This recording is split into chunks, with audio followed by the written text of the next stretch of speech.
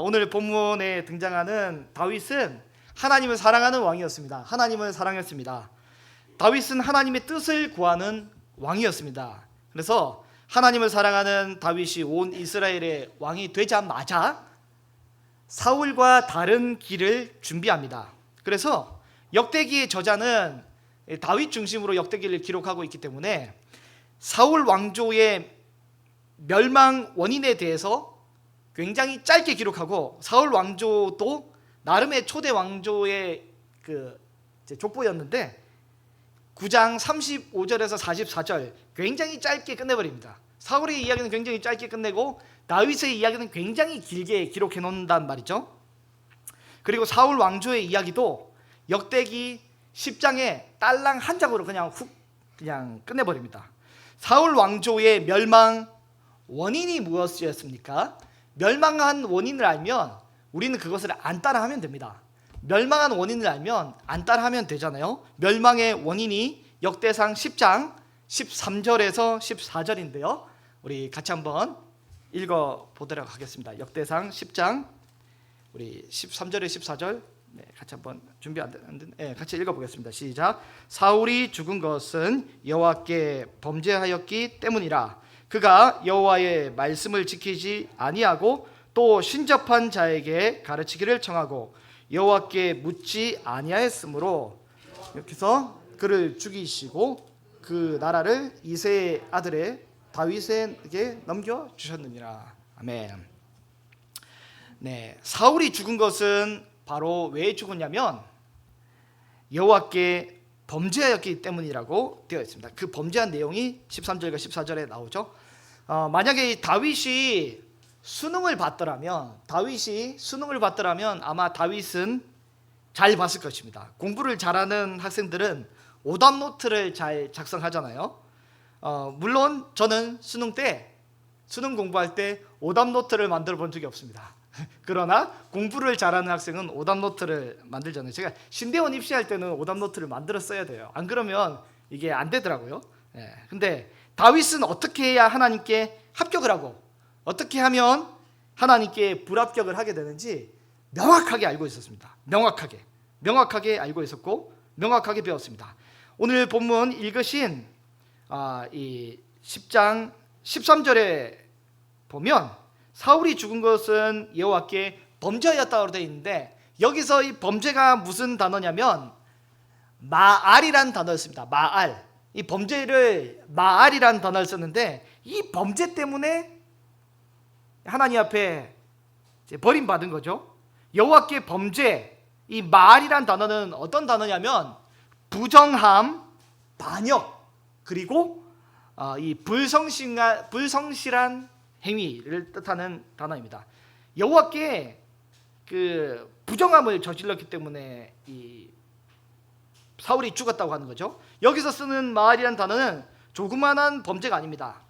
이제 예를 들어 남편이 아내에게 거짓말을 하고 몰래 친구들이랑 낚시하러 갔다. 이게 몰래 아내에게 몰래 성경책을 속에 말씀에 그 은혜 받은 걸 끼워 넣은 게 아니라 성경책 속에 보니까 비자금을 5만 원짜리 몇 개를 쑤셔 놨더라. 이렇게 사소한 잘못이잖아요. 이거 가지고 이렇게 그 관계가 깨지지 않잖아요. 근데 여기서 등장하는 말이란 단어는 이렇게 단순히 분노만 자아내게끔 하는 그런 잘못된 단어가 아니라, 여기서 쓰는 말이란 단어는 어떤 단어냐면 이는 남편이 아내 몰래 다른 여자와 육체와 마음으로 바람난 것이 바로 이 마알입니다. 마알은 즉 이 불륜 그리고 반역의 단어가 담겨 있는 것이 바로 마알입니다. 마알은 불륜과 반역의 단어인 거죠. 사울은 하나님 앞에 불륜을 저지르고 반역을 저질렀는데, 첫 번째는 뭐냐면 그가 하나님의 말씀을 지키지 않았습니다. 이것이 바로 첫 번째 잘못이죠. 하나님이 왕이신데 하나님의 말씀을 무시하고 거절합니다. 그리고 하나님께 그 모욕감을 주잖아요. 이게 사울의 첫 번째 실패의 원인이고, 두 번째의 실패의 원인이 더 큰데 그 내용이 뭐냐면 우리 10장 13절과 14절에 보시면 어떻게 되어 있냐면 그가 여호와의 말씀을 지키지 아니하고 그 다음에 보면 또 신접한 자에게 가르치기를 청하고 14절에 여호와께 묻지 아니하였으므로 여호와께서 그를 죽였다라고 되어 있습니다. 하나님을 대신하여서 사울은 어떻게 했냐면 다른 영적인 존재에게 몸과 마음으로 간음을 하게 된 것이죠. 하나님께 여쭤봐야 되는데 신접한 자에게 물어본 겁니다. 하나님께 물어보지도 않고 신접한 자에게 물어본 것입니다. 그래서 하나님께 엄청난 배신감과 수치감을 주고 도무지 사울과 하나님이 더 이상 관계를 이어가지 못할 만큼 멀어지게 된 것이죠. 하나님 앞에 이 사울은 선을 넘어갔습니다. 사소한 잘못은 선을 이게 용서해주고 봐주더라도 사울은 선을 넘어가 버렸어요. 도무지 안 될 것입니다. 그래서 이에 이 다윗이 그 왕위를 얻게 되었고, 다윗은 왕위를 얻자마자 제일 먼저 시행한 게, 역대기에서 제일 먼저 시행한 게 뭐냐면 바로 법궤를 모셔오는 일입니다. 법궤를 모셔오는 일. 이를 통해 사울은 다윗과 전혀 다른 이 정치의 길을 걷고자 합니다. 오늘 본문 이제 우리 역대상 13장 3절을 한번 볼까요? 역대상 13절 3절. 13절 3절을 같이 한번 읽어보겠습니다. 시작. 우리가 우리 하나님의 궤를 우리에게로 옮겨오자. 사울 때에는 우리가 궤 앞에서 묻지 아니하였느니라 라고 합니다. 사울 때 나라가 왜 망했는지 오답노트를 보면서 다윗이 명확하게 알기 때문에 그 잘못을 또 시행하지 않기 위해서 다윗은 어떻게 합니까? 하나님의 궤를 모셔오고자 합니다. 사울 때는 선지자의 말씀을 무시하고 특별히 하나님의 궤, 법궤가 방치되어 있었기 때문에 다윗은 이거와 다른 행보를 걷고자 합니다. 여러분, 제가 질문 한번 드리고자 합니다. 우리의 한 주간의 삶을 살아가시고 되돌아볼 때 우리는 혹시 사울과 같은 삶을 사셨습니까? 아니면 다윗과 같은 삶을 사셨습니까? 사울은 여호와께 물어보지 않았습니다. 그리고 인간적인 방편을 통해서 다른 대상에게 물어본 것이죠. 사울은 신접한 여인 엔돌의 무당에게 찾아와서 물어보았습니다. 우리 중에 무당에게 직접 찾아가서 물어보신 분은 없으실 것입니다. 혹시 계십니까? 무당에게 직접 찾아가신 분은 안 계시죠? 네, 안 계시죠. 근데 오늘 이 시대 속에서 엔돌의 무당과 같은 존재는 어떤 존재입니까? 네. 하나님을 대신할 만한 그런 존재는 어떤 존재입니까? 나보다 성숙한 선배에게만 지혜를 묻고 어려운 일이 당했을 때 하나님께 나와서 기도를 하지도 않으면서 어떤 인간적인 방편만 만들어보고 하나님 대신 이 친구에게, 하나님 대신 무언가 나의 스트레스를 잊게 할 만한 다른 무언가로 내가 돌파구를 삼고 인생의 민감한 문제에 대해서 이제 요즘에 어떤 이 사람들은 AI에게 지혜를 구하지 않으면 의사결정을 못하는 사람들도 있더라고요. 하나님께 기도하며 의사결정을 하며 친구나 선배나 AI나 다른 어떤 방법을 이 도구로 삼아 조언을 구할 수는 있겠지만, 그러나 하나님 대신 다른 어떤 대상에 대해서 내 의사결정의 최종 권위로 삼게 되는 것은 사울과 똑같이 범죄하는 모습입니다. 사울은 하나님을 배제하고 다윗은 하나님을 모시려고 합니다. 하나님의 뜻을 모시고자 합니다. 그래서 다윗은 어떻게 했습니까? 13장에서 법궤를 예루살렘으로 모셔오려고 했습니다. 우리 주중에 묵상하신 것처럼 다윗은 법궤를 예루살렘으로 모셔오려는 이송작전을 벌이는데 첫 번째에서 실패하고 맙니다. 실패했습니다. 다윗은 실패했습니다. 사울과 전혀 다른 정치 행보를 걷기 위해 하나님의 뜻을 여쭤보고 나라를 잘 다스리기 위해 법궤를 모셔오려고 하지만 다윗은 이 첫 번째 법궤 이송작전에서 실패하게 됩니다. 다윗은 좋은 의도로 법궤를 모셔오려고 했습니다. 다윗은 좋은 의도였습니다. 좋은 의도입니다. 하나님께 여쭤보고 하나님께 순종하는 그런 왕이 되고자 좋은 의도로 법궤를 모셔오려고 했습니다. 좋은 의도입니다. 그러나 문제가 발생했잖아요. 어떻게 발생했습니까? 소들이 이 수레를 이끌고 오는데 갑자기 소들이 팔짝 뛰면서 수레가 이게 기울어지는 거죠. 하나님의 궤가 슬슬슬 이렇게 내려오는데 이 수레를 몰고 가던 우사가 어떡합니까? 하나님의 궤가 바닥에 떨어지는 게 안 되니까 손으로 붙듭니다. 붙들었는데 그 순간 어떤 일이 발생합니까? 하나님의 진노로 인해 우사가 몸이 찢어집니다. 이 굉장히 충격적인 사건이죠. 사람의 몸이 찢어집니다. 그래서 베레스 우사, 이 찢어져 죽은 장면을 보고 법궤 이송하는 첫 번째 작전이 실패하고 맙니다. 여러분 이제 다윗이 좋은 의도였잖아요. 하나님을 왕으로 모시고 하나님의 음성을 듣고자, 하나님의 뜻대로 나라를 살리고자 좋은 의도였는데 실패하고 말았어요. 실패하고 말았습니다.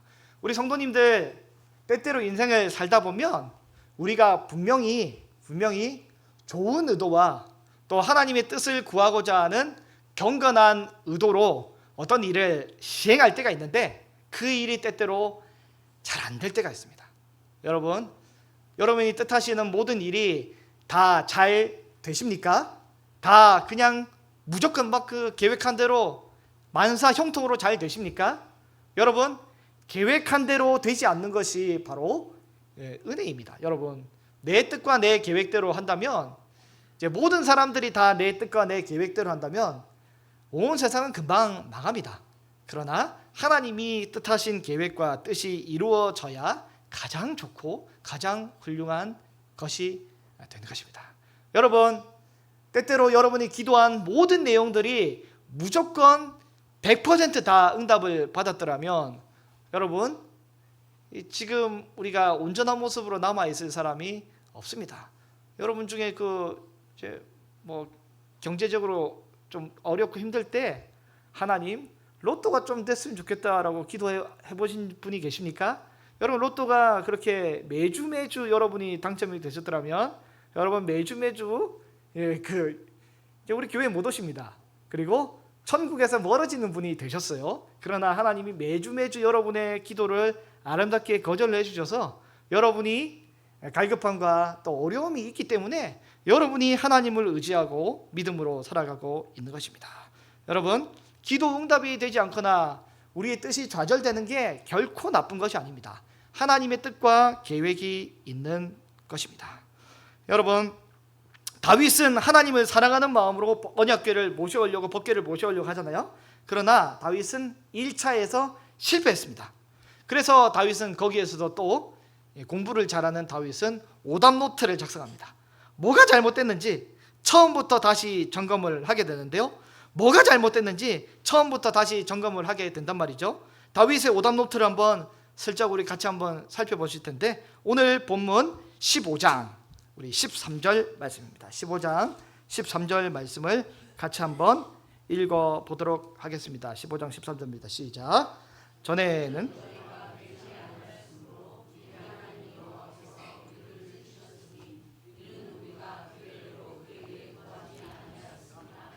아멘. 여기에 정답이 있습니다. 여러분, 오늘 첫 번째 꼭지입니다. 전에는 너희가 매지 아니하였으므로 라는 구절입니다. 여러분, 우리는 하나님의 말씀의 원리대로 순종해야 될 줄로 믿습니다. 우리는 하나님의 말씀대로 삶을 살아야 합니다. 여러분, 하나님의 궤는 원래 누가 매는 것입니까? 원래 누가 맵니까? 바로 하나님의 임재가 있는 법궤는 원래 누가 옮겨야 됩니까? 하나님이 정하신 레위인. 더 구체적으로는 민수기에 보면 고핫 자손, 그핫 자손이 옮기게 됩니다. 더 구체적으로는 고핫 자손이 어떻게 옮겨야 합니까? 법궤에는 사방에 그 고리를 끼워 가지고 좌우에 긴 채를 끼워서 고핫 자손이 이 사면에서 어깨에 메고 옮깁니다. 근데 그냥 어깨에 메고 옮기지 않습니다. 원래는 어떻게 합니까? 이 옮기게 될 때 그 포장지를 잘 쌉니다. 이제 포장을 싸고 그 다음에 이제 그 순양의 붉은 순양의 포장을 싸고 그 위에는 이 수달의 그 덮개로 방수 처리까지 해서 이제 가게 되는 거죠. 여러분 이렇게 방법이 있습니다. 방법이 있습니다. 하나님의 궤를 옮기는 말씀에 방법이 있단 말이죠. 그냥 옮기는 게 아닙니다. 하나님의 궤를 옮기는 방법이 있습니다. 근데 다윗은 문제는 뭐였냐면 다윗이 이걸 몰랐던 것 같아요. 다윗이 이것을 몰랐던 것 같아요. 다윗은 하나님을 사랑했지만 이걸 몰랐던 것 같아요. 그래서 어떡합니까? 당대 최고의 의전의 방식, 이 블레셋의 방식, 두 마리의 소로 이끄는 새 수레를 대령한 거죠. 그리고 법궤를 거기다가 모시게 되고 옮기게 됩니다. 그래서 이런 현상이 발생하게 됐죠. 다윗은 왜 이렇게 했습니까? 율법의 규례를 몰랐던 것 같아요. 몰라서 이렇게 했던 것 같아요. 다윗은 좋은 의도를 가지고 나름 인격적이고 제일 훌륭한 방식으로 하나님의 말씀을 대우하고 또 이제 의전하고 모시고 싶었습니다. 그런데 제일 훌륭하고 제일 효율적인 방식으로 이걸 하려고 했는데 다윗이 이것을 몰랐던 것 같아요. 여러분, 이 순수하고 아름다운 모습으로 하나님을 사랑하려는 우리의 의지와 의도는 굉장히 중요합니다. 그러나 이제 그 순수함에 뭐가 더해져야 되냐면 여러분 말씀을 알아야 돼요. 성경 말씀을 알아야 됩니다. 내 마음대로 하면 안 됩니다. 내 마음대로 하면 안 됩니다. 입다가 어떻게 했습니까? 하나님께 최고의 제물을 드리고 싶어서 어떻게 해요? 나름의 방식을 활용하잖아요. 전쟁에 승리하면 하나님, 우리 집에서 제일 먼저 마중 나온 사람을 하나님께 제물을 바치겠습니다 라고 했는데 딸이 오잖아요. 얼마나 비참해집니까? 그게 하나님의 방식이 아니잖아요. 나름의 인간적인 방법, 최고의 방법, 그리고 당대의 그 시대에서 드리는 최고의 방법, 이방 사람들이, 세상 사람들이 하는 최고의 방법으로 시행하지 않습니까? 그러나 아무리 좋은 의도가 있더라도 하나님의 뜻대로 하지 않는다면, 성경대로 하지 않는다면 이것은 오히려 악이 되고, 아무리 우리에게 좋은 마음이 있더라도 하나님의 말씀의 원리를 따라하지 않는다면 이것은 오히려 때로 교회 내에 심각한 재앙이 되게 되는 것입니다. 여러분, 말씀을 알아야 됩니다. 그리고 말씀대로 우리가 섬기고 순종해야 되는 것입니다. 여러분, 질문할 수 있습니다. 목사님, 꼭 그 방법대로 해야 됩니까?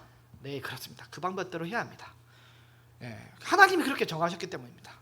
여러분, 그렇게 무식하고 미련하게 해야 되는 것입니까? 시대가 지금 어느 시대인데 좀 지혜롭게 여러 가지 좋은 방법이 있는데 그거를 왜 굳이 어깨에 메고 갑니까? 왜 그걸 굳이 어깨에 메고 갑니까? 더 지혜로운 방법이 있잖아요. 그 방법은 상당히 느린 것 같아요. 그냥 소 달구지에 태워서 쭉 가버리지. 왜 어깨에 메어서 갑니까? 당장의 성과가 없잖아요. 이 쑥 가야지. 그 남들 다 기다리는데 그걸 어깨에 메고 그러고 있습니까? 우리 사랑하는 성도 여러분, 하나님의 방법이 때때로는 무식하고 단순하고 혹시 미련하고 느리게 보일지라도 성경의 방법이 제일 옳고 제일 뒤돌아보면 빠릅니다. 여러분, 성경의 방법이 제일 빠르고 제일 정확합니다. 여러분, 하나님의 방법에 수긍을 하는 저와 여러분이 되기를 바랍니다. 어제도 제가 머리를 자르러 갔어요. 요즘에 이렇게 스마트폰이나 이렇게 발전해가지고 디지털 기술이 발전하니까 그 네이버로 예약하고 네이버로 결제하도록 이렇게 돼 있더라고요. 제가 머리를 자르러 갔다가 좀 요새 두피가 간지럽고 이래가지고 두피 케어를 해달라고 그랬어요. 두피 케어를 해달라고 그랬습니다. 그래서 그거 하면 뭐 합니까? 머리 자르고 난 다음에 이상한 거 바르더라고요. 바르고 기계로 웅 하면서 마사지도 해주더라고요. 아무튼 시원하고 좋았습니다. 근데 이제 다 끝나고 머리를 다 자르고 이제 머리도 감고 결제를 나가려고 하면 기술이 발전해서 어떻게 하냐면 직접 돈 안 내고 네이버로 알림이 옵니다. 그럼 이제 제가 딱 이제 그 얼굴로 인증을 딱 휴대폰을 하면 결제가 딱 되는 거죠. 네. 근데 알림으로 왔는데 보니까 어떻게 돼요? 두피 케어 하는 거는 빼고 머리 자른 것만 이제 그 금액만 딱 올라온 거죠. 네. 그래서 이제 결제가 잘못됐잖아요. 그래서 제가 이제 얘기를 했죠. 그래서 이제 제가 이 결제가 잘못된 것 같습니다. 돈을 좀 추가해 주시고 다시 좀 결제를 했으면 좋겠습니다라고 했는데, 그래서 이제 처음부터 다시 했어요.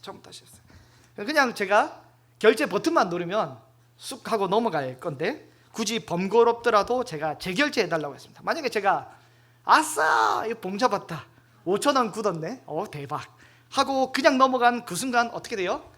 단돈 5,000원 때문에 여러분 오늘 성결하지 못한 설교를 여러분은 듣게 되는 것입니다. 네? 단돈 5,000원 때문에 예배를 망치게 되는 거예요. 여러분 농담이 아닙니다. 그리고 제가 다시 머리를 자르게 되는 그 한 달간 동안에 그 단돈 5,000원 때문에 마음이 계속 찝찝하겠죠. 그리고 혹시 제가 또 이제 이게 좀 그래가지고 부끄러워가지고 다른 업체를 찾아야 되는 수고를 겪어야 되는 수도 있습니다. 여러분 단돈 5,000원 때문에 이 비참한 꼴을 우리는 안 당해야 되는 거잖아요. 여러분 지난번에 제가 킴스클럽에서 장을 보고 이제 초밥을 샀습니다. 초밥을 샀는데 2개를 샀어요. 근데 집에 와서 보니까 하나만 결제가 된 거예요. 아싸 봉 잡았다, 12,000원 굳었다 라고 생각할 수 있겠지만, 며칠이 지나가지고 제가 어떻게 했어요? 저희 아내도 모르는데 이제 미나랑 둘이서 고객센터에 가가지고 번호표를 뽑고 줄을 섰습니다. 근데 이미 제가 영수증도 잃어버렸어요. 그래가지고 제가 줄을 서가지고 이제 제가 몇 월 며칠에 이 결제를 했는데 영수증을 다시 좀 뽑을 수 있을까요? 했더니 직원이 긴장을 한 거예요. 무슨 또 시비를 걸려고 긴장을 했는데 뽑았는데 어떻게 됐어요? 직원이랑 이리저리 뒤져가지고 과거 내역을 뒤져서 드디어 영수증을 찾았습니다. 근데 제가 얘기를 했죠. 하나가 결제됐는데 2개를 결제해야 돼요. 하나 더 결제해 주세요 했단 말이죠. 그러니까 직원이 이러면서 이제 놀라는 거죠. 그 순간 제가 말로 표현하지 못하는 이상한 낌새나 이상한 분위기가 있었어요. 머리를 다시 돈 더 내겠다 하는 그 순간과, 그리고 이 킴스클럽에서 돈을 더 내겠다고 하는 그 순간에 이 머리 자르는 그 미장원이에요, 미용원이에요, 모르겠어요. 아무튼 거기 요즘도 헷갈리는데 거기 2분이랑 사장님이랑 직원 2분이랑 킴스클럽에서 오신 이제 직원 2분이랑 전혀 다른 공간인데 똑같은 반응이 나왔어요. 어떤 느낌이냐면, 제가 말로 명확하게 표현을 못해서 여기 못 적었거든요. 무슨 게 반응이 나왔냐면 뭔가 기쁨이 있었어요. 돈을 더 받는 기쁨과 좀 다른 기쁨이었어요. 무슨 기쁨이었냐면 그들이 이 뭔가 신선하고 살아있는 뭔가를 경험했다는 기쁨이 그 2분에 따로따로 있었던 것 같아요. 그러면서 이제 킴스클럽 아주머님 2분은 박수를 치셨어요. 하면서 이걸 박수 치셨는데, 뭔지 모르는 그 이 영역과 2 장소에서 같은 느낌이 있었던 거죠. 이게 뭐냐면 말씀대로 뭔가를 했을 때 그 안에서 삐집고 나오는 하나님의 나라의 어떤 이 속성과 임재를 그분들이 잠시 경험한 것 같아요. 여러분, 성도는 어떻게 해야 돼요? 그 말씀대로 살아야 합니다. 그게 사실은 제일 좋고 미련하고 또 시간이 오래 걸리는지 모르겠지만 그게 제일 좋고 제일 복되고 아름다운 것입니다. 성도가 그렇게 삶을 살아가게 될 때, 그때 그 안에서 하나님의 나라가 펼쳐지고 예배다운 예배가 나타나게 되는 것입니다. 말씀대로 사는 것이 미련해 보일지라도 제일 좋습니다. 여러분, 오늘 본문에 이 법궤를 들게 되는 레위의 자손들이 나오잖아요. 야곱의 12명의 아들들 이제 중에서 레위, 그 아들들은 누구입니까? 창세기 46장에 보면 이렇게 되어 있어요. 레위 아들들은 누구입니까? 46장 말씀이 혹시 있나요? 없나요? 제가 빼겠습니다.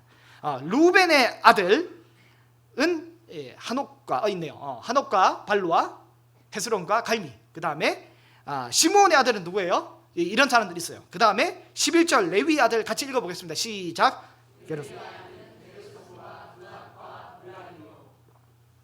레위 지파는 하나님을 섬기는 지파였어요. 그 아들은 게르손, 그앗 혹은 고핫, 무라리가 있습니다.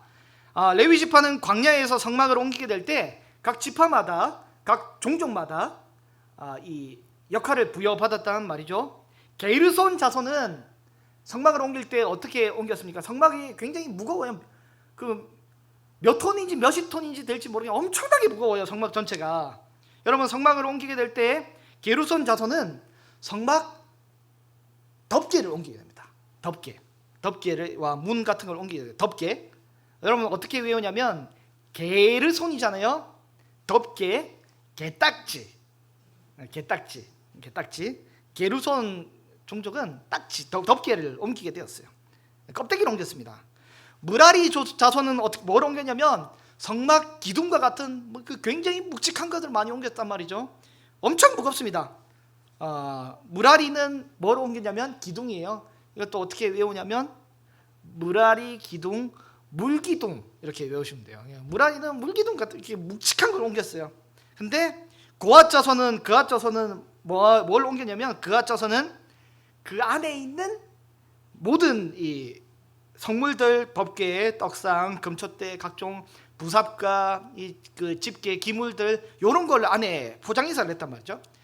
포장이사를 굉장히 기가 막히게 잘했습니다. 청색포, 붉은포 해가지고 그 다음에 이제 염소 가죽, 그 다음에 이제 해달의 이제 가죽으로 이 방수 코팅까지 포장을 했단 말이죠. 이렇게 포장을 합니다. 민수기 7장에 보면 하나님께서 이제 게르손, 무라리, 그앗 자손이 이 모든 것들을 포장해서 이제 성막을 옮기게 될 때 배려를 해줬습니다. 배려. 민수기 7장에 배려를 해줬어요. 어떻게 했냐면 게르손 자손에게는 수레 둘과 소 4마리를 배정해줬어요. 그리고 무라리 자손에게는 수레 4과 소 8마리. 무라리는 물기둥, 얼마나 큰 기둥을 옮기면 힘들겠습니까? 배정을 해줬습니다. 원래는 전부 다 이게 어깨로 맸단 말이죠. 모든 족속이. 근데 민수기 7장에서 레위인들이 일하기 용이하게 이걸 배정해 줍니다. 모세가 광야에서 그 성막을 옮길 때 배정을 해주고 배려를 해준 거죠. 그런데 문제는 뭐냐면 고앗 자손, 이 그앗 자손은 어떻게 하냐면 소나 수레를 배정하지 않습니다. 명확하게 얘기를 합니다. 소나 수레 없어요. 어깨를 옮기세요. 아니 그 모세님 저기 무라리 게르손 저기 소를 주는데 우리는 왜 안 줍니까? 그냥 어깨로 메고 옮기세요라고 이야기를 하는 것입니다. 여러분, 모세가 광야에서 법궤를 이동시킬 때 무식하고 몰라서 그냥 어깨로 옮기라고 시킨 게 아닙니다. 게르손과 무라리에게 소와 수레를 줬잖아요. 이용해도 됩니다. 장막과 덮개, 문과 여러 기둥, 이거는 이 수레로 옮겨도 됩니다. 원래 이들도 다 메고 옮겼지만 모세가 특별히 배려를 해줬잖아요. 그런데 여러분 중요한 게 뭐냐면 다른 거는 수레로 옮기더라도 하나님의 임재를 상징하는 언약궤, 그리고 하나님의 식탁, 이 진설병, 성막을 비추는 이 조명, 등잔대, 이거는 이 성막에 있는 이 그릇은 어떻게 이게 소로 옮깁니까? 하나님이 쓰시는 식탁, 하나님과 우리의 혼인 증표가 있는 언약궤, 하나님이 보시는 이 등잔대, 이거를 어떻게 감히 소가 옮깁니까? 어떻게 이게 짐승이 옮깁니까? 여러분 이사센터에서 이사를 하시게 되면 여러분 어떻게 합니까? 몽골 아저씨들이 오십니다. 그리고 전문가 기사님이 오셔가지고 지도를 해주잖아요. 그래서 냉장고니 이 장롱이니 으쌰으쌰해서 막 다 옮깁니다. 이게 바로 뭐냐면 게르손 그리고 무라리, 이제 이분들이 큰 걸 다 옮긴단 말이죠. 근데 뭐랍니까? 이분들과 다른 인물들이 오십니다. 누가 오십니까? 주부님들이 한두 분이 오세요. 그래서 그분들이 뭐랍니까? 싱크대 안에 냉장고 안에 있는 물건들은 따로 싸서 뾱뾱이로 포장을 해주잖아요. 여러 가지 포장을 안 깨지게 잘 해줍니다. 그게 바로 뭐냐면 고아자손입니다. 그냥 뭐 쉽게 던지고 밀고 뭐 이렇게 할 물건들이 아니라 소중히 다뤄야 될 물건이기 때문에, 깨지기 쉬운 물건이기 때문에 이렇게 포장을 하잖아요. 여러분, 교회가 지혜로운 방식을 몰라서 무식하고 미련하게 모든 일을 하는 것이 아닙니다. 우리도 이 세련되게 법궤를 소달구지에 옮길 수가 있고, 그리고 이제 소달구지가 아니라 우리도 좋은 세단에 소달구지가 아니라 법궤를 실어서 옮길 수 있겠습니다. 여러분, 그러나 교회는 그래서는 안 됩니다. 교회는 그래서는 안 됩니다. 여러분, 설교자가 편하게 대충 설교 준비할 수 있겠죠. 남의 설교를 표절하거나 예화집을 보면서 대충 할 수 있겠죠. 그러나 그러면 안 되잖아요. 여러분, 이 하나님의 이 신성한 말씀은 고귀하게 어깨로 메고 소중하게 다뤄야 하는 것입니다. 여러분, 여러분 생각보다 교회에 이 목회자들이 시간이 없습니다. 그렇기 때문에 설교 준비할 때 때때로 시간이 부족할 때가 많이 있습니다. 그래서 저도 고민이 뭐냐면 적당한 퀄리티의 설교를 매번 이렇게 만들어내는 것이 쉽지 않습니다. 어렵습니다. 그래도 우리는 어떻게 해야 돼요? 이 새수레가 아니더라도, 소달구지가 아니더라도 어떻게 해야 돼요? 설교자는 고아 자손처럼 말씀을 어깨에 힘겹게 매야 하는 것입니다. 여러분, 수고스럽더라도 거룩한 말씀을 편하게 준비할 수가 없는 것입니다. 여러분, 이는 설교자뿐만 아니라 교육부서의 교사들도 마찬가지입니다. 그리고 우리 뜰장님들도 마찬가지입니다. 아무리 힘들고 어렵더라도 어깨에 매는 수고가 있어야 됩니다. 어깨에 매는 수고가 있어야 됩니다. 예배를 준비할 때는 아무리 수고스럽고 힘들더라도 어깨에 매는 수고가 있어야 됩니다. 여름 성경학교를 이제 준비하고 여름 수련회를 이제 준비합니다. 교육부서에서 준비할 때 수고가 있어야 됩니다. 어깨에 매는 수고가 있어야 됩니다. 그 어깨의 땀과 함께 아이들이 성장하게 되는 것입니다. 거룩한 것은 거룩하게 보존이 되어야 하는 것입니다. 여러분, 우리가 하나님의 일을 감당할 때 제가 싫어하면서 좋아하는 말이 있습니다. 뭐냐면 교회 일 하듯 하지 마세요. 여러분, 하나님의 일을 감당할 때는 정말 최선을 다해서 감당해 주시는 그런 은혜가 저와 여러분에게 있으시기를 바랍니다. 하나님의 일은 수고스럽더라도 어깨에 꾸역꾸역 매게 될 때 그 일이 가장 좋습니다. 물론 게르손과 무라리처럼 때때로는 수레를 이용할 때가 있고 소달구지를 이용할 때가 있겠죠. 그러나 그것도 사실은 제일 좋은 것은 어깨에 매는 것이었습니다. 배려를 해준 거란 말이죠. 하나님의 일을 감당하실 때 우리가 수고스럽더라도 우리는 어깨에 매시는 그런 은혜가 저와 여러분에게 있기를 바랍니다. 다윗의 오답 노트 두 번째인데 오늘 본문 13절을 다시 한번 읽어보도록 하겠습니다. 15장 13절입니다. 시작. 전에는 너희가 매지 아니하였으므로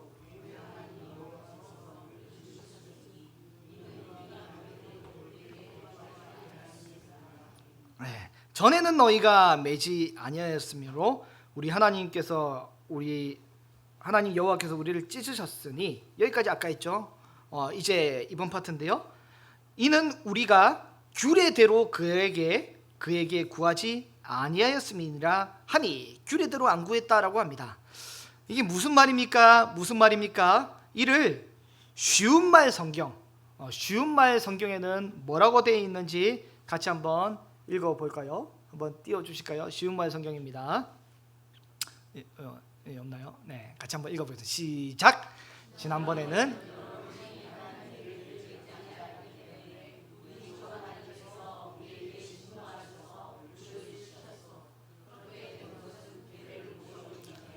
우리가 어떤 방식으로 궤를 메어야 하는지 주께 먼저 여쭙지 않았기 때문이요.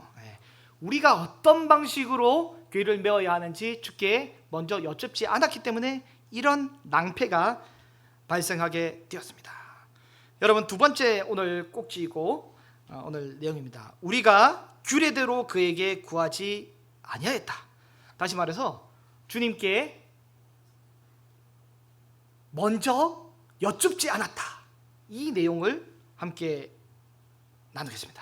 여러분, 다윗은 사울이 하나님께 여쭙지 않아서 멸망을 당한 것을 명확하게 알고 있었습니다. 그래서 다윗 자신은 하나님께 묻고 의사결정을 하려고 마음의 다짐을 하게 된 거잖아요. 옳은 결정입니다. 합리적인 추론입니다. 맞습니다. 그리고 성경적입니다. 틀린 내용이 아니란 말이죠. 그러나 다윗은 하나님께 어떤 방식으로 구체적으로 법궤를 메어야 할지 하나님께 먼저 여쭤보지 않았습니다. 여쭙지는 않았습니다. 여러분, 왜 그렇습니까? 왜 안 여쭤봤을까요? 여러분, 이게 왜 안 여쭤봤을까요? 다윗이 왜 안 여쭤봤을까요? 이는 그냥 너무 당연해서 여쭙지 않은 것이잖아요. 법궤를 옮기는 것은 아주 당연한 일이기 때문에 기도할 필요가 없고 그냥 안 물어보고 해도 되겠다 싶은 것이잖아요. 여러분, 예배를 드리는데 여러분, 마이크를 켜놓는 게 당연한 거예요? 당연하지 않은 거예요? 당연한 겁니다. 여러분, 이 불을 켜놓는 것도 당연한 거고요. 당연한 거예요. 여러분, 회사에서 일하시다가 점심시간에 점심 식사를 해야 되는데, 주여, 오늘은 점심 식사를 해야 되지 말아야 되지 깊은 고민을 하게 됩니다. 여러분, 이러고 그 식사를 하십니까? 이렇게 기도하고 식사를 하십니까? 아니잖아요. 점심때가 되면 당연히 식사하는 거잖아요. 이게 맞아요. 고민하지 않고 먹는 게 당연합니다. 물론 때때로 하나님이 금식할 만한 사안을 주시게 되면 그때 마음이 있으면 금식을 할지 말지는 기도하겠지만 당연한 것입니다. 여러분, 오늘 우리 이제 청소년부 친구들이 밤에 학교를 끝나고 이제 학교에서 나와서 학원을 끝나고 나와서 기도를 하는 거죠. 하나님, 오늘은 우리 집에 들어가야 됩니까? 말아야 됩니까? 들어가야 됩니까? 말아야 됩니까? 여러분, 이건 기도하는 겁니까? 아니잖아요. 그냥 들어가면 되잖아요. 물론 이렇게 화가 나면 안 들어가고 싶을 때가 있을 수 있겠지만 아무리 화가 나도 집에는 들어가야 되겠잖아요. 이렇게 기도 안 하고 결정하는 다양한 사안들이 우리의 일상들에 당연히 있습니다. 당연히 있습니다. 그러나 여러분, 기도를 하고 결정해야 되는 사안들이 있습니다. 여러분, 기도를 하고 결정해야 되는 사안들이 있단 말이죠. 기도를 여러분 하셔야 됩니다. 결혼의 문제, 진로의 문제, 취업의 문제, 그리고 교회에서의 여러 가지 일도 어떻게 해야 돼요? 기도를 하셔야 돼요. 여러분, 기도하셔야 됩니다. 여러분, 기도하셔야 됩니다. 여러분, 그 결혼하시기 전에 기도하고 결혼하셨습니까? 그랬으면 이분을 만났겠습니까? 그래서 이거 만난 거죠. 네, 어쨌든 기도하고 만났습니다. 네. 이혼하라는 뜻이 아닙니다. 여러분, 진로의 문제를 선택하실 때 여러분 기도하셨습니까? 기도하셨습니까? 기도하셔야 됩니다. 여러분 사업의 문제를 결정할 때 여러분 기도하셨습니까? 기도하셔야 됩니다. 여러분,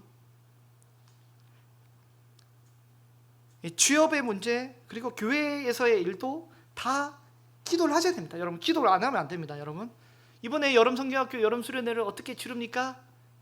기도로 치르는 것입니다. 기도를 해야 됩니다. 여러분, 언제 하면 좋을까요? 수련회를 어디로 가면 좋을까요? 가서 무슨 말씀을 나누면 좋을까요? 기도를 하나하나 다 해야 됩니다. 여러분, 교회에서 우리 수요일도 주일도 대표 기도하시는 분들은 어떻게 됩니까? 기도를 하셔야 됩니다. 기도를 대표 기도를 하기 위해서 기도를 하셔야 됩니다. 교회를 위해 구체적으로 어떤 내용의 기도를 하면 좋을까요? 라고 기도를 하셔야 돼요. 여러분, 설교도 하나님이 사용하셔서 하나님의 말씀을 함께 공유하고 전해주지만 여러분 회중 기도가 굉장히 힘이 있습니다. 설교자도 모르고 회중도 모르는 그 사안에 대해서 기도를 통해서 하나님이 공동체 회중을 만지시는 역사가 많이 있습니다. 여러분 그래서 기도를 해야 되잖아요. 에베소서 6장 19절에 보면 사도 바울이 에베소 교회에게 요청합니다. 또 나를 위하여 구할 것은 내게 말씀을 주사 내 입을 열어 복음의 비밀을 담대히 알리게 하옵소서 할 것이니. 바울은 기도하는 사람들에게 복음의 비밀을 담대히 전하도록 기도 요청을 합니다. 여러분 기도하시는 분들은 수요 예배든 주일 예배든 각 예배마다 기도하시는 분들은 설교자를 위해서 기도하실 때 설교자가 영육간의 강건이고 또 뭐 이제 가정을 위해서 또 이제 뭐 성령 충만 다 중요한데 제일 중요한 기도가 뭐냐면 복음의 비밀을 담대히 전하도록 기도하는 것입니다. 복음의 비밀이 열려지도록 그렇게 기도하는 거잖아요. 바울은 가장 적합한 기도였습니다. 왜 그랬습니까?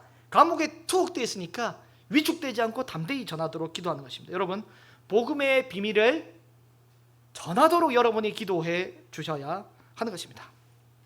우리는 기도를 위해서도 기도를 해야 되고요, 설교를 위해서도 기도해야 됩니다. 그리고 인생의 크고 작은 일들을 위해서도 여러분 기도하고 결정하시기를 바랍니다. 기도하고 결정하셔야 돼요. 기도 안 하시면 안 돼요. 여러분 왜 기도를 안 하세요? 왜 기도 안 하세요? 기도하셔야 됩니다. 여러분 금요 기도회에서 기도하셔야 됩니다. 여러분 이 새벽에 기도하셔야 됩니다. 왜 기도 안 하세요? 기도 안 하고 결정하면 다 망가집니다. 기도 안 하고 교회에서 여러분 입도 뻥끗하지 마세요. 여러분 기도하지 않고 여러분 교회에서 말하는 것은 사탄 마귀의 말이에요. 교회를 망칩니다. 여러분 기도하시기 바랍니다. 여러분 기도하셔야 돼요. 기도 안 하면 교회가 붕괴되고 무너지게 됩니다. 인생이 혼란스럽고 섞이게 되고 복잡해지게 됩니다. 여러분 기도하셔야 돼요. 기도하셔야 됩니다. 기도하셔야 돼요. 여러분 그 교회를 위해서 기도하고 계십니까? 여러분 설교자를 위해 기도하고 계십니까? 가정을 위해 기도하고 계십니까? 기도하셔야 됩니다. 여러분 기도하셔야 합니다. 진짜 기도하셔야 합니다. 예배에 오는 것으로 끝이 아니라 금요 기도회나 새벽에 오는 것이 끝이 아니라 기도하셔야 됩니다. 기도. 입을 열어서 기도하셔야 됩니다. 뚫어내야 됩니다. 뚫어내야 됩니다. 그렇게 할 때 하나님의 위대한 일이 우리 가정 가운데, 교회 가운데, 우리 인생 가운데 나타나게 될 줄로 믿습니다. 기도할 때 산이 옮겨지고 복잡한 문제들이 해결이 됩니다. 여러분 이제 다윗은 이 법궤를 옮기는 이 일이 당연한 일이기 때문에 아주 당연하고 상식적이고 하나님의 뜻에 100% 부합하는 일이라고 마음의 뜨거움으로 확신이 있었기 때문에 다윗은 그래서 기도를 안 했던 것 같아요. 어떻게 이걸 옮겨야 될까 구체적으로 기도를 안 한 것 같아요. 여러분 저도 지난 삶을 되돌아보면 이걸 잘 못했던 것 같아요. 이걸 잘 못했던 것 같아요. 지난 시간들을 되돌아보면 당연히 마땅하게 이게 상식적인 일이기 때문에 지당한 일이기 때문에 이걸 기도하고 결정해야 되는데, 기도하고 준비했어야 되는데, 기도하고 외쳤어야 되는데 이 기도를 못한 일이 많이 있었던 것 같습니다. 하나님의 뜻을 구하지 못한 게 많이 있었던 것 같습니다. 그때마다 어떻게 해요? 인생이 꼬이고 복잡해지고 어려운 일이 발생하게 되는 거죠. 여러분 기도하셔야 됩니다. 여러분 기도하지 않으면 힘겨운 일이 발생하게 됩니다. 여러분 기도하셔야 됩니다. 교회의 크고 작은 일 우리는 기도하고 결정해야 됩니다.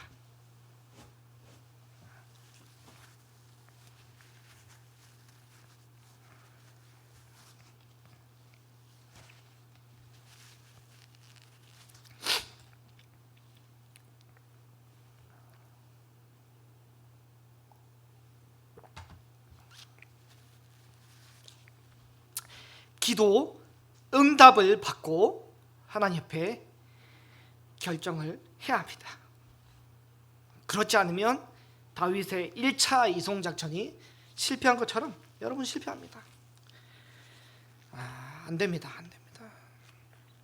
방법이 틀리면 안 되는 거죠. 여러분, 아무리 맞는 얘기를 해도, 정답이라 하더라도 방법이 틀리면 안 됩니다. 여러분, 그래서 기도해야 합니다.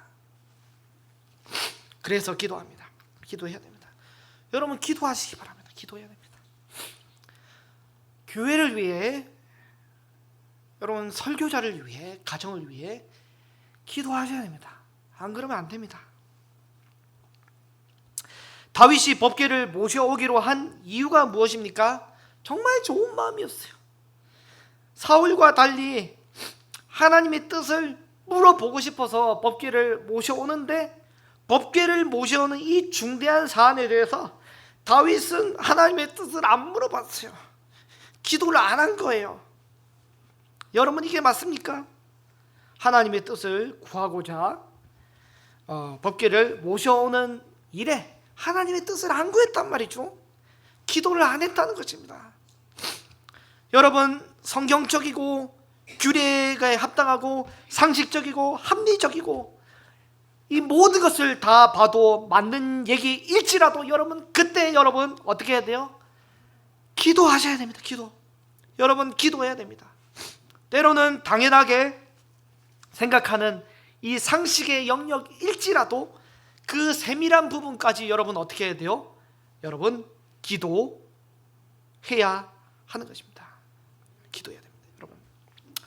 여러분 중학생이 고등학교에 갈지 말지 당연한 거잖아요. 그것도 기도해야 됩니다. 여러분, 주께 하나님 앞에 오늘 아침에 이 큐티를 해야 될지 말아야 될지, 이것도 여러분 기도를 하는 겁니다. 주님, 너무 바쁜데, 바빠 죽겠어요. 하나님, 시간이 없는데 이 큐티를 해야 됩니까? 기도를 하는 거죠. 저는 큐티를 안 했어야 되는 날이 있는 것 같습니다. 큐티를 안 했어야 되는 날이 있는 것 같아요. 당연한, 큐티 하는 게 좋은 거죠. 근데 큐티를 안 했어야 되는 날이 있는 것 같아요. 안 했어야 됐어요. 그날 아무리 생각해도 저는 큐티를 그날 안 했어야 돼요. 이게 뭔 말입니까? 아무리 생각해도 저는 큐티를 안 하는 게 그날 맞았어요. 고3 수능날, 수능을 보는 그날입니다. 새벽에 제가 큐티를 안 했어야 돼요. 큐티를 하려고 폈더니 참, 큐티를 하려고 폈더니 전도사 말씀이었는데, 지금까지 해 아래 수고한 모든 것이 헛되도다. 수능날 이게 큐티를 했는데 이게 뭐하는, 두란노 생명의 삶, 이게 뭐하는 거예요? 대체 본문을 뭐 그렇게 정해요? 그날 이후로 제가 매일 성경으로 돌렸잖아요. 여러분, 그냥 그 믿음이 성숙하면 좋게 받아들였겠지만 제가 그때 믿음이 없었던 것 같습니다. 재수했어요. 재수. 헛되고 재수했습니다. 여러분, 우리는 하나님께 물어봐야 됩니다. 중요한 사안에 하나님께 허락을 구하여야 합니다. 허락을 구해야 하는 때가 있습니다. 여러분, 허락을 구해야 하는 때가 있습니다. 그러나 늘 있는 일상에서 우리가 늘 주님, 이번엔 단무지를 먹을까요? 김치를 먹을까요? 이렇게 허락을 구하는 건 아니잖아요. 그게 아니잖아요. 그렇게 하라는 게 아닙니다. 지금 하나님께 이 허락을 구하는 이 자체가 뭐냐면 하나님과의 대화입니다. 대화. 기도입니다. 기도.